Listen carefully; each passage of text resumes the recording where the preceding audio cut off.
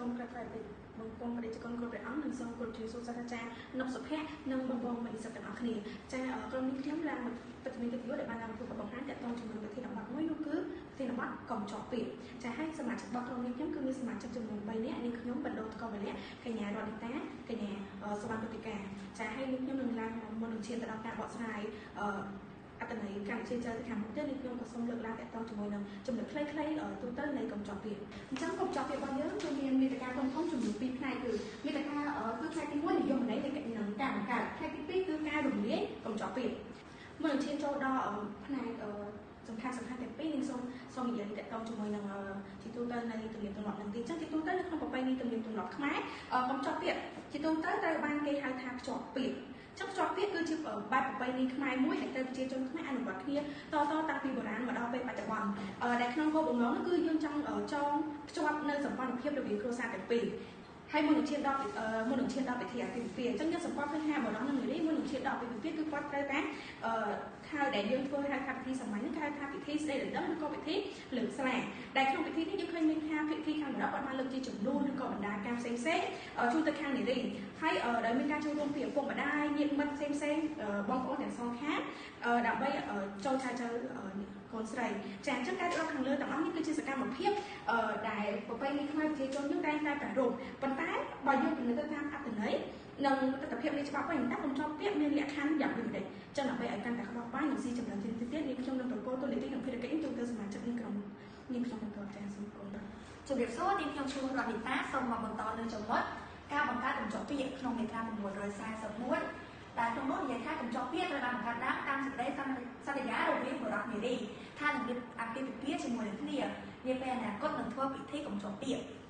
ចា៎បើយោងទៅតាមចាស់បុរាណការបង្កើតកុំចោលពាក្យនេះគេត្រូវធ្វើតាមលក្ខខណ្ឌមួយចំនួនដូចជាទី1ការចូលចែចូវការចូលចែចូវហ្នឹងគឺធ្វើនៅពេលដែលគ្រួសារខាងប្រុសគាត់មើលឃើញនរណាម្នាក់ហើយពេញចិត្តចង់បានធ្វើជាកូនប្រសារដោយចូលចំនួន3លើកដែលលើកទី1ចូលសួរសុខទុក្ខធម្មតាដែលគ្មានអ្វីនៅដៃទេហើយចូលជាលើកទី2ចូលដៃតែចូលលើកនេះដើម្បីស្ទង់មើលចិត្តគ្រួសារខាងស្រី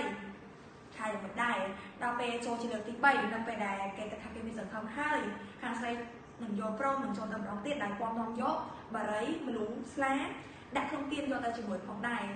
ហើយបន្ទាប់មកក៏ឈានចូលទៅដល់ការស្ដីដណ្ដឹងដោយគ្រួសារខាងប្រុសរកអ្នកមុខអ្នកការពារមានអ្នកហៅចំនួន3នាក់ឲ្យធ្វើជាអ្នកនាំផ្លូវចូលទៅស្ដីដណ្ដឹងកូនស្រីដោយមានរបស់កំដរដៃដូចជាការពេលដែលចូលចាញ់ចដែរដែលក្នុងនោះមានមលូស្លាបារីស្លាជ្វាកំបោរកាន់មកជាប់ដៃជាមួយផងដែរបន្ទាប់មកឈានទៅដល់សេចក្តីសន្យាក្នុងសេចក្តីសន្យានេះគឺសំដៅទៅលើភាគីទាំងពីរដែលជាបុរសនារីបង្ហាញឆន្ទៈនៃការព្រមព្រៀងថានឹងយកគ្នាជាប្តីប្រពន្ធស្របច្បាប់មួយវិញទៀតសេចក្តីសន្យានេះនឹងឈានទៅរកការរៀបអាពាហ៍ពិពាហ៍នាពេលអនាគតផងដែរចា៎បន្ទាប់មកគឺមានពិធីកុំចោលពាក្យដែលកុំចោលពាក្យឬលើកស្លាឬការនិយាយភាសាដែលប្រជាជនយើងធ្លាប់ប្រើប្រចាំថ្ងៃគេហៅថាការចោលពាក្យនឹងឯងពិធីកុំចោលពាក្យជាប្រពៃណីខ្មែរដែលមានតាំងពីបុរាណមកហើយក៏ជាពិធីដែលដ៏ធំមួយដែលមុននឹងឈានដល់ការរៀបអាពាហ៍ពិពាហ៍ផងដែរជាមួយនឹងលក្ខខណ្ឌផ្លូវច្បាប់នៃកុំចោលពាក្យនៅក្នុងក្រមរដ្ឋបវេណីឆ្នាំ2007កថាទី7ចំពុកទី2ដែលបានទទួលស្គាល់ពិធីនេះជាផ្លូវការនិងជាពិធីការដែលកំណត់ឲ្យភាគីត្រូវធ្វើការស្ម័គ្រចិត្តដោយសេរីចេញពីឆន្ទៈនៅមុនពេលរៀបអាពាហ៍ពិពាហ៍ជាមួយនឹងនេះផងដែរការមិនកំណត់លក្ខខណ្ឌអាយុកូនប្រុសកូនស្រីក្នុងកុំចោលពាក្យក្រមរដ្ឋបវេណីឆ្នាំ2007មិនបានកំណត់លក្ខខណ្ឌអាយុសម្រាប់ពិធីកុំចោលពាក្យទេឬពិធីលើកខាងស្លាទេពិធីកុំចោលពាក្យនេះមិនដោយការកំណត់លក្ខខណ្ឌក្នុងអាពាហ៍ពិពាហ៍ទេអញ្ចឹងកន្លែងហ្នឹងមានន័យថាការកុំចោលពាក្យឬចោលពាក្យនេះមិនបានកំណត់អាយុដោយអាពាហ៍ពិពាហ៍ទេគឺអាពាហ៍ពិពាហ៍យើងតតែកូនប្រុសកូនស្រីមានអាយុចាប់ពី18ឆ្នាំឡើងទៅអាចរៀបអាពាហ៍ពិពាហ៍បានប៉ុន្តែកុំចោលពាក្យនេះគឺកូនប្រុសកូនស្រីអាចមានអាយុក្រោម18ឆ្នាំបានប៉ុន្តែមើលតាមការសំរុំនិងរបស់គ្រួសារទាំងសងខាងឬក៏ការព្រមព្រៀងរបស់គ្រួសារដែលមើលទៅតាមហេតុផលជាក់ស្ដែងចា៎បន្ទាប់មកការរំលាយនៃកុំចោលពាក្យហៅថាការសងចំនួនក្នុងករណីដែលមានកុំចោលពាក្យបានរំលាយភាគីដែលបានលើកចំនួននៅពេលដែលកុំចោលពាក្យបានសង្ឃឹមថានឹងបានរៀបអាពាហ៍ពិពាហ៍ជាមួយគ្នាអាចទាមទារភាគីមួយខាងទៀតសងចំនួននោះមកវិញបានដោយក្នុងនោះជាទម្លាប់នៅពេលដែលមានពិធីកុំចោលពាក្យគឺតែងតែមានការជួលជាចំនួនអាច ថាជាភាគីខាងបុរសជួនមកភាគីខាងនារីចំនួននេះអាចជាភក្តិឬក៏ទ្រព្យសម្បត្តិផ្សេងហើយកញ្ចប់ពាក្យត្រូវបានបង្កើតឡើងបណ្ដារំលាយដែលសារហេតុផលមួយចំនួនធ្វើឲ្យកញ្ចប់ពាក្យរំលាយទៅវិញនោះក៏ដូចជាមានហេតុផលរំលាយដោយការអាពាហ៍ពិពាហ៍រំលាយដោយមរណភាពរបស់ភាគីណាមួយឬរំលាយដោយការព្រមព្រៀងរបស់ភាគីរំលាយដោយការបដិសេធចោលដែលមានមូលហេតុត្រឹមត្រូវក៏ដូចជាការបដិសេធចោលដែលគ្មានមូលហេតុត្រឹមត្រូវចា៎ចំណុចរបស់នេះខ្ញុំបានបញ្ចប់តែប៉ុណ្នេះសូមបន្តឲ្យសមាជិកក្រុមរបស់ខ្ញុំបន្តសូមអរគុណសូមជម្រាបសួរជំរាបដល់ទៀតនាងខ្ញុំសុវណ្ណមតិកានឹងមកបកស្រាយចំពោះចំណុចការទទួលខុសត្រូវចំពោះការបដិសេធចោលដោយមិនត្រឹមត្រូវហើយខ្ញុំនឹងទៅខាងលើបន្តិចដោយចូលជាចំណុចការរំលាយកញ្ចប់ពាក្យអញ្ចឹងចំណុចដែលមូលហេតុដែលរំលាយកញ្ចប់ពាក្យនោះទី1គឺមានរំលាយជាអាពាហ៍ពិពាហ៍រំលាយដោយអាពាហ៍ពិពាហ៍ដែលមានភាគីណាម្ខាងបានទៅរៀបការបន្ទាប់ពីបានធ្វើកញ្ចប់ពាក្យហើយទី2នោះគឺរំលាយដោយមរណភាពរបស់ភាគីណាម្ខាងនោះមានន័យថាដោយមានភាគីណាម្ខាងបានស្លាប់បានមានមរណភាពទៅទី3នោះគឺការរំលាយដោយការព្រមព្រៀងរបស់ភាគីគឺមានន័យថាភាគីទាំងពីរគឺមានការព្រមព្រៀងក្នុងការរំលាយកញ្ចប់ពាក្យនេះតែម្ដងហើយទី4នោះគឺការរំលាយដោយការបដិសេធចោលដែលមានមូលហេតុត្រឹមត្រូវគឺភាគីទាំងសងខាង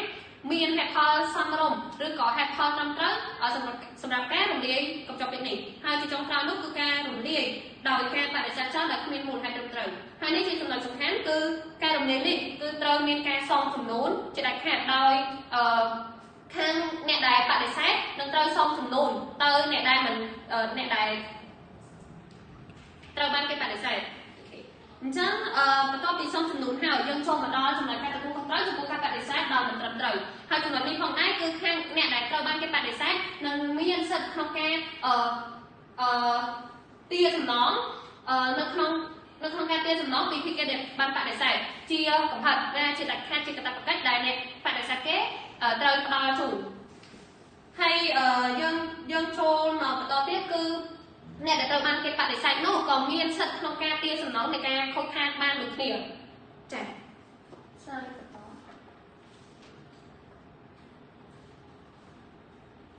ហើយយើងក៏ចូលមកគេអំឡុងពេលដាក់ពាក្យបណ្ដឹង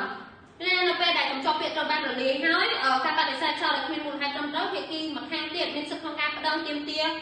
សំណងវិញដូចជាការសងចំនួនដូចជាការទទួលខុសត្រូវផ្សេងៗដោយភាគីនោះត្រូវប្តឹងទៅតុលាការនៅក្នុងកំឡុងពេល1ឆ្នាំប៉ុន្តែបើសិនជាកំឡុងពេល1ឆ្នាំគឺគិតចាប់ពីថ្ងៃដែលកញ្ចប់ពាក្យបានរលាយតែបើសិនជាហួសកំឡុងពេល1ឆ្នាំនោះការប្តឹងទាមទារសំណងនោះក៏មិនអាចធ្វើបានទៀតទេគឺអាស្រ័យទៅលើភាគីទាំងសងខាងអញ្ចឹងពិធីចប់កញ្ចប់ពាក្យនេះត្រូវបានច្បាប់ទទួលស្គាល់ពិតមែនប៉ុន្តែភាគីដែលមិនចុះសំណងគ្នាឬមិនត្រូវគ្នាដោយមូលហេតុផ្សេងៗទៀតគេនៅតែបដិសេធចោល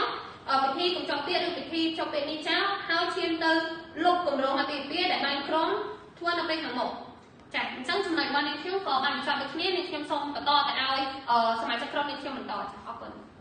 ចឹងរបស់នេះខ្ញុំបានធ្វើការបកស្រាយបង្ហាញតទៅជាមួយវិទ្យាការគ្រប់គ្រងទាំងពីរដែលខ្ញុំលើកឡើងមុនហ្នឹងចឹងខ្ញុំសូមបញ្ចប់បន្តិចអញ្ចឹងមានន័យថាតកតងជាមួយនឹងសរុបមកគឺបុគ្គលគ្រប់រូបមុននឹងគាត់មានបំណងក្នុងការបង្កើតឬចំណងអាពាហ៍ពិពាហ៍ដើម្បីខ្លាចជាក្រុមគ្រួសារមួយបានគឺត្រូវតែធ្វើការទេពិចារណាបានមកចប់ហេតុអីខ្ញុំនិយាយអញ្ចឹងដោយសារអីជាងវាគិតថាខ្លួនឯងអត់មានសមត្ថភាពគ្រប់គ្រាន់ក្នុងការបង្កើតគ្រួសារដើម្បីធ្វើជាភរិយាជាឪពុកជាម្ដាយរបស់គេកាលណាយើងមិនសម្រេចចិត្តអត់បានគ្រប់គ្រាន់ទេធ្វើឲ្យកើតមាននៅបញ្ហាជាច្រើនដែលធ្វើឲ្យមានការបែកបាក់គ្នាដែលប៉ះពាល់ទៅដល់កូនបើសិនជាយើងមានកូនមានអីទៀតអញ្ចឹងទៅអញ្ចឹងដើម្បីជៀសវាងនឹងការបែកបាក់របស់គ្រួសារទៅសហព័ន្ធដែលបែកបាក់នោះធ្វើឲ្យបាត់បង់ផលប្រយោជន៍របស់សហព័ន្ធជាពិសេសនោះចំណងដៃគូរបស់គាត់ទាំងពីរអត់បានសមប្រកបយើងត្រូវតែទីនេះពិចារណាចុះសរុបជារួមមកវិញក្រុមនេះខ្ញុំបានបង្ហាញមកដល់ទីបញ្ចប់ហើយក៏សូមក្រាបថ្វាយអរគុណបដិជគុណនិងសាស្ត្រាចារ្យលោកសុភ័ក្រនិងមកបងប្អូននិស្សិតដែលបានទស្សនានិងបានស្ដាប់នៅការបកស្រាយរបស់ក្រុមខ្ញុំមកដល់ទីបញ្ចប់បើសិនជាមានថងចំណុចណាខ្វះខាតសូមការអធិស្ឋាននិងសូមរិះគន់ក្នុងទីស្ថាបនាចា៎សូមអរគុណសូមជម្រាបលា